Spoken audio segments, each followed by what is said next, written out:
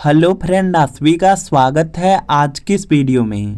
आज की इस वीडियो में बिहार स्टेट एग्जाम 2025 के पेपर की एनालिसिस करने वाले हैं। 10 नवंबर 2025 का फर्स्ट शिफ्ट का पेपर हो चुका है। फर्स्ट शिफ्ट का पेपर 9 बजे से लेकर के 11:30 बजे तक कंडक्ट कराया गया, जिसमें बिहार स्टेट एग्जाम का पेपर सेकेंड हुआ है। तो इसमें शिक्षण कला और जीके के प्रश्न करने वाले हैं। तो स्टेट एग्जाम में पूछा गया सबसे पहला प्रश्न है, कक्षा में अच्छा प्रदर्शन करने वाले बच्चे को मिलना चाहिए। तो कक्षा में अच्छा प्रदर्शन करने वाले बच्चे को प्रशंसा मिलनी चाहिए, मान्यता मिलनी चाहिए और इनाम भी मिलना चाहिए। तो यहाँ पर ये सभी होगा जो आपका ऑप्शन नंबर डी में दिया गया है, यह बिल्कुल यहाँ पे क्या होगा, राइट आंसर हो जाएगा। इसके बाद अगला प्रश्न है कि अधिगम किस प्रकार की प्रक्रिया है। तो यह आप लोग जानते हैं कि जो अधिगम होता है वह आपकी अस्थायी प्रक्रिया है। ऑप्शन नंबर ए वाला बिल्कुल राइट आंसर हो जाएगा। इसके बाद नेक्स्ट प्रश्न आपका यहाँ पे दिया गया है, जो ब्लूम टैक्सोनॉमी है उसमें विश्लेषण किस स्तर पर आता है। विश्लेषण दिया गया है तो यह संज्ञानात्मक में देखेंगे आता है।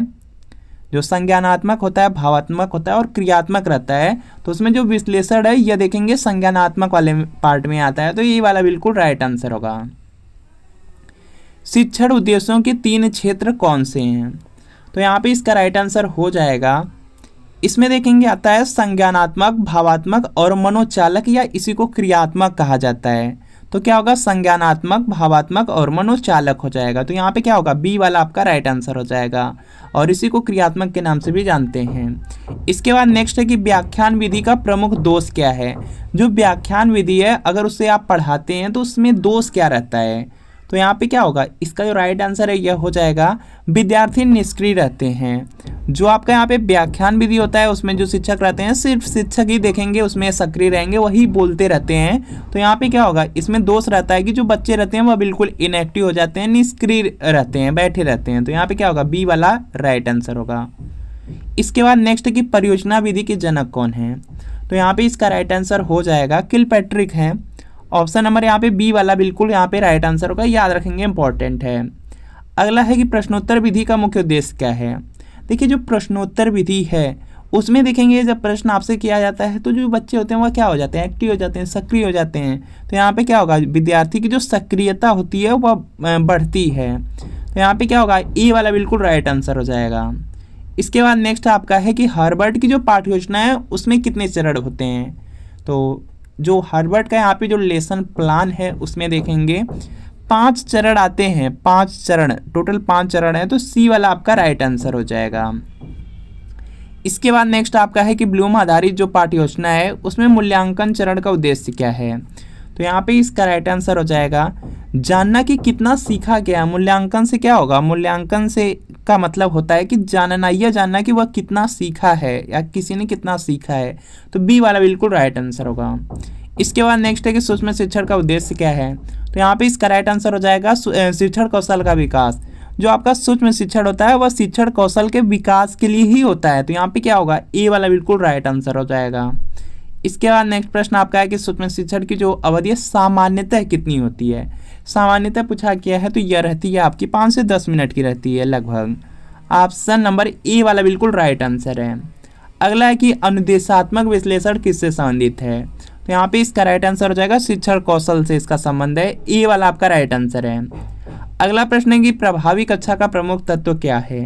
तो यहाँ पे इसका राइट आंसर हो जाएगा, जो देखेंगे यहाँ पे दिया गया है भयमुक्त वातावरण, तो पहला ही सही हो जाएगा। प्रभावी कक्षा वह है जिसमें यहाँ पे कोई डर न हो ऐसा वातावरण। तो यहाँ पे ये वाला आपका राइट आंसर हो जाएगा। इसके अलावा यहाँ पे ऑप्शन दिया गया है, आप लोग सेपरेट बिल्कुल इजीली कर पाएंगे। जैसे यहाँ पे परीक्षा दबाव दिया गया है, यह हो नहीं सकता। अनुशासनहीनता दिया गया है, यह भी नहीं होगा। शोरगुल वाला यहाँ पे, तो यह भी नहीं होगा। तो यहाँ पे क्या है, ए वाला राइट आंसर है। अगला कि कक्षा में प्रभावी पारिस्थितिक तंत्र के लिए सबसे आवश्यक क्या है। तो यहाँ पर देखेंगे, यहाँ पे इसका राइट आंसर हो जाएगा सहयोग और सहभागिता।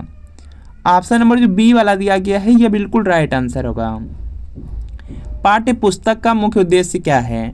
पाठ्य पुस्तक के बारे में पूछा गया है तो यहाँ पे इसका राइट आंसर हो जाएगा, जो विषय वस्तु होती है उसको क्रमबद्ध रूप से प्रस्तुत करना। पाठ्य पुस्तक का उद्देश्य होता है कि जो विषय वस्तु रहेगी उसको बिल्कुल क्रमबद्ध रूप से प्रस्तुत किया जाए। तो यहाँ पे बी वाला बिल्कुल राइट आंसर हो जाएगा। इसके बाद नेक्स्ट है कि पुस्तकालय का शिक्षण में क्या योगदान है।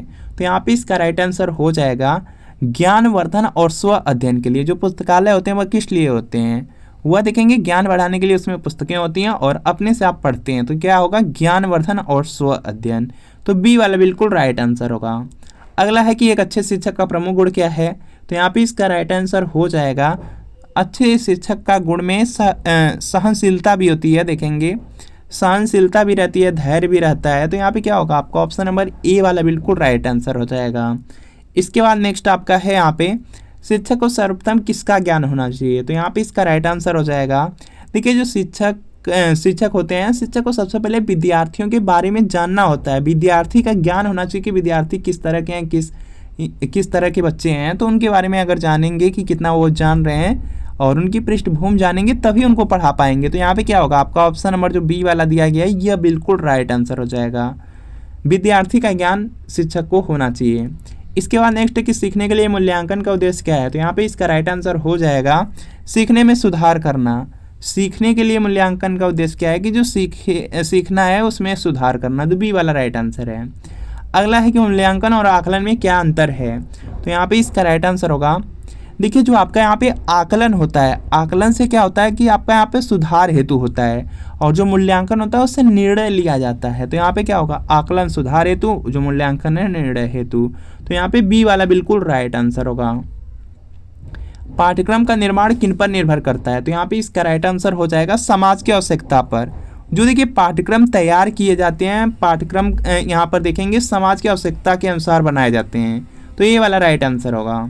नेक्स्ट प्रश्न है कि पाठ्यक्रम गतिविधियाँ क्या हैं, तो यहाँ पे इसका राइट आंसर हो जाएगा शिक्षण से जुड़ी जो सहायक गतिविधियाँ हैं वह सब पाठ्यक्रम गतिविधियाँ होती हैं। तो यहाँ पे बी वाला राइट आंसर है। इसके बाद नेक्स्ट है कि इस अधिगम को प्रभावित करने वाला प्रमुख कारक कौन है, तो यहाँ पे इसका राइट आंसर हो जाएगा प्रेरणा हो जाएगा। प्रेरणा बहुत ज़रूरी है अधिगम के लिए, तो यहाँ पे क्या होगा ए वाला बिल्कुल राइट आंसर होगा।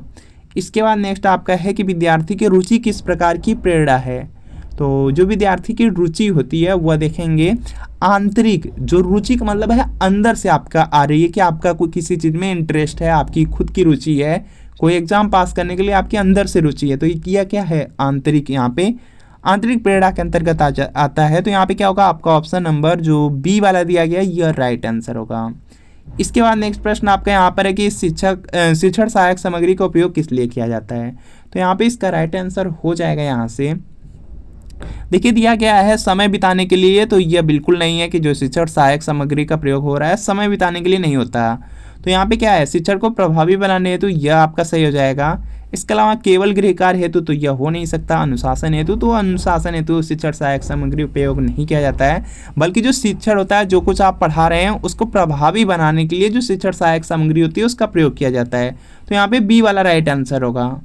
इसके बाद नेक्स्ट है कि दृश्य सहायक सामग्री का उदाहरण क्या है, तो यहाँ पे इसका राइट आंसर हो जाएगा दृश्य सहायक सामग्री में देखेंगे आपका जैसे चार्ट आ गया, कोई चार्ट है अगर उसमें यहाँ पे कुछ भी लिखा है जैसे ABCD या कोई नक्शा लिखा है और यहाँ पर देखेंगे आपका यहाँ पे एप्पल का यहाँ पे फिगर बना है, तो इस तरह से जो चार्ट होता है और जो पोस्टर रहता है तो यह दृश्य सहायक सामग्री के अंतर्गत आ जाते हैं। जैसे आपका यहाँ पे भारत का नक्शा हो गया, तो यह सब आपके चार्ट और पोस्टर किस में आते हैं दृश्य सहायक सामग्री में।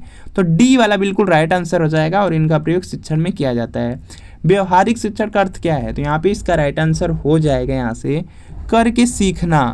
ऑप्शन नंबर ए वाला बिल्कुल राइट आंसर है। जब कोई कार्य आप करके सीखते हैं तो वह व्यवहारिक शिक्षण के अंतर्गत आता है।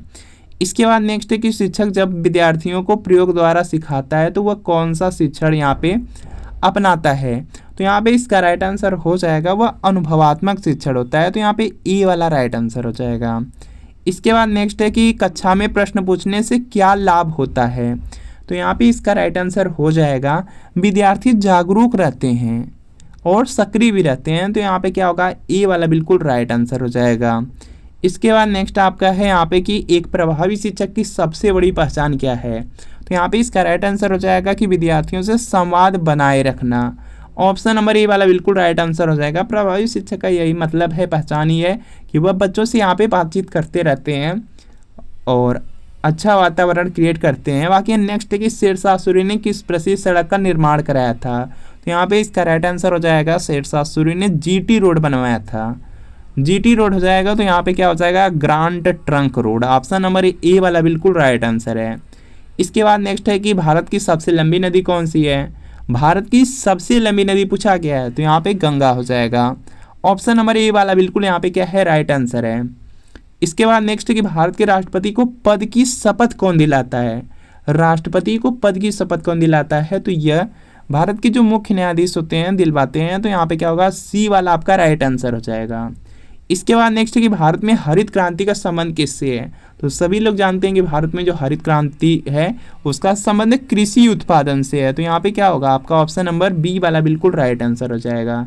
तो जो भी फ्रेंड यहाँ पे बिहार स्टेट एग्जाम की तैयारी कर रहे हैं, पेपर सेकंड जिनको देना है, वह शिक्षण कला और अन्य दस्ता के लिए प्रीवियस ईयर क्वेश्चन पेपर ले सकते हैं। क्योंकि देखिए जो बिहार स्टेट एग्जाम है उसमें आप जानते हैं कि बहुत कम समय बचा है, और देखेंगे 150 प्रश्न आपके एग्जाम में पूछे जा रहे हैं। 100 नंबर आपके सब्जेक्ट से, और जो 50 प्रश्न है वह शिक्षण कला और यहाँ पे अन्य दस्ता से पूछा जा रहा है।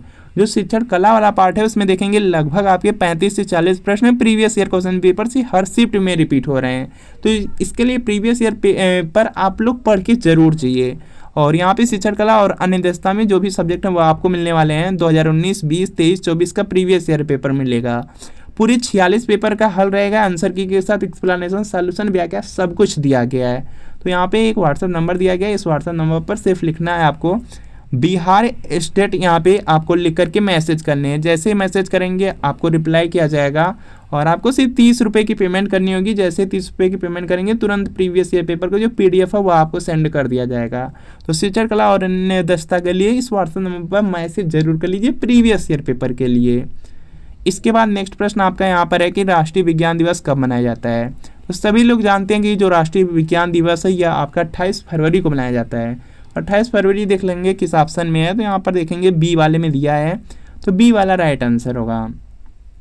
इसके बाद नेक्स्ट है कि विद्युत धारा की इकाई क्या है। तो यहाँ पे इसका राइट आंसर हो जाएगा एम्पियर है। विद्युत धारा की इकाई एम्पियर है, सी वाला बिल्कुल राइट आंसर है। इसके बाद नेक्स्ट है कि गैसों का जो नियम है किस वैज्ञानिक से संबंधित है। तो यहाँ पे इसका राइट आंसर हो जाएगा, इसका संबंध है बायल से। यहाँ पे क्या होगा, बी वाला राइट आंसर हो जाएगा। इसके बाद नेक्स्ट कि मानव शरीर में जो रक्त का शुद्धिकरण है किस अंग द्वारा किया जाता है। तो यहाँ पे इसका राइट आंसर हो जाएगा, यह गुर्दे द्वारा होता है। तो यहाँ पे क्या होगा, सी वाला आपका राइट आंसर होगा। इसके बाद नेक्स्ट है कि कंप्यूटर की जो स्मृति है उसको मापने की इकाई क्या है। तो यहाँ पे इसका राइट आंसर हो जाएगा बाइट होता है। ऑप्शन नंबर यहाँ पे बी वाला बिल्कुल राइट आंसर होगा। इसके बाद नेक्स्ट प्रश्न आपका है कि चंपारण आंदोलन किस वर्ष प्रारंभ हुआ था। तो जो चंपारण आंदोलन है वह हुआ था 1917 में। प्रारंभ पूछा गया है तो 1917 होगा, बी वाला बिल्कुल यहाँ पे राइट आंसर हो जाएगा।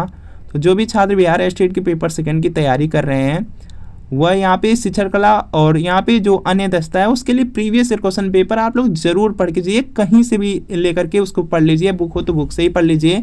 अदरवाइज अगर आपके पास नहीं है तो इस व्हाट्सएप नंबर पर मैसेज कर लेना है। आपको सिर्फ बिहार स्टेट लिख करके मैसेज करना है, और मैसेज करेंगे रिप्लाई किया जाएगा, और सिर्फ 30 रुपये पेमेंट करनी होगी। जैसे पेमेंट करेंगे तुरंत प्रीवियस ईयर पेपर आपको सेंड किया जाएगा। तो इस नंबर पर मैसेज कर लीजिए। मिलते हैं फ्रेंड नेक्स्ट वीडियो में।